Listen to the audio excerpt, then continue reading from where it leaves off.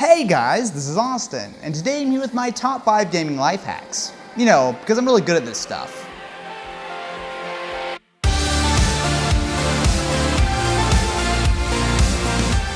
Coming in at number 5 is stop using wireless. The future is supposed to be all about ditching cables like this, right?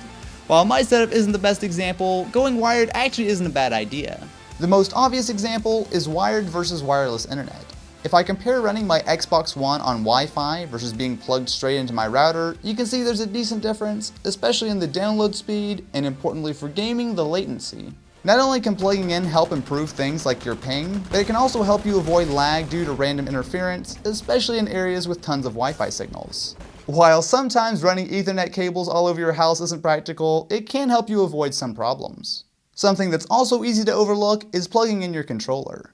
While wireless controllers are usually reliable these days, if it's convenient, it makes sense to keep things plugged in, as having your battery die in game can be a huge pain. For number 4, we've got optimizing your setup. While most of us will game whenever and wherever, it's actually really helpful to have a setup that's nice and comfortable for you. One of the first things is getting a good place to sit. I usually game in a normal desk chair on PC, and while you can spend a ton of money on these, the important thing is that it's nicely padded and is height adjustable. Bringing your chair to a level where your wrists are comfortable while gaming is important not only to be able to focus better on the game, but also to keep yourself from straining your wrists. At number 3, we have something for console gamers, optimizing your TV.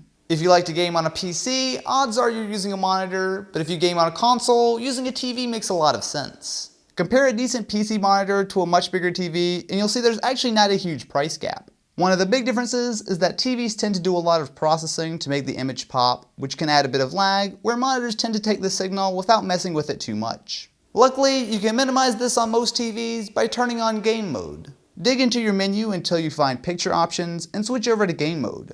What this does varies by TV, but it typically turns down the processing on the image to improve input times. For some TVs, you might not notice much of a difference, but it's definitely worth a shot to see if it works for you. Moving on to number 2, we have fine-tuning your graphics settings. This one is definitely more aimed at PC gamers, but by tweaking your graphics settings, you can make a huge difference to the gameplay. While it would be nice to have a PC that can handle every game completely maxed out all the time, usually you're going to need to customize your settings to keep things running smoothly.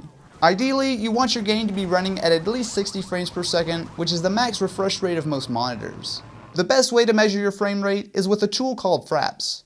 With it, you can turn on an FPS indicator to show you exactly how smooth your game is running. Now jump into the game settings and adjust the graphics until you get a solid frame rate.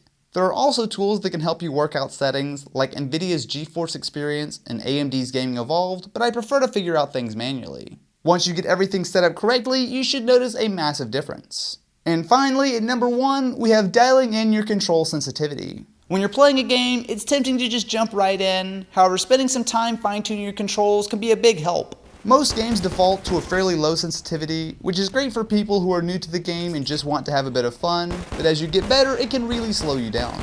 By jumping into the settings and turning sensitivity higher, you'll be able to look and aim a lot faster. With higher sensitivity, at first you'll probably be awful as there's a big learning curve, but dial in the exact setting that works best for you, and once you get used to it, it can make a big difference.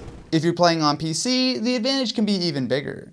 Get the perfect mouse settings and things like aiming and moving become way quicker and easier. It's a simple tip, but perfecting your controls can help a surprising amount. So what are some of your favorite gaming life hacks? Definitely be sure to share in the comments below. Anyway, I've got to give a huge shout out to Audible for making this video possible. Audible.com is a leading provider of audiobooks with more than 150,000 downloadable titles across all types of literature, including fiction, non-fiction, and periodicals. Right now, Audible is offering a free audiobook if you try them out, and that includes one of my favorite books of all time, Ender's Game. I remember loving this book when I was younger, and listening to it again has been great. Best of all, you can get it for free from Audible. To download Ender's Game or another audiobook for free, just head over to audible.com/Austin. Audible has always been a huge supporter of the channel, so definitely go to audible.com/Austin and give them a shot. Anyway guys, thank you so much for watching, and I will catch you in the next one.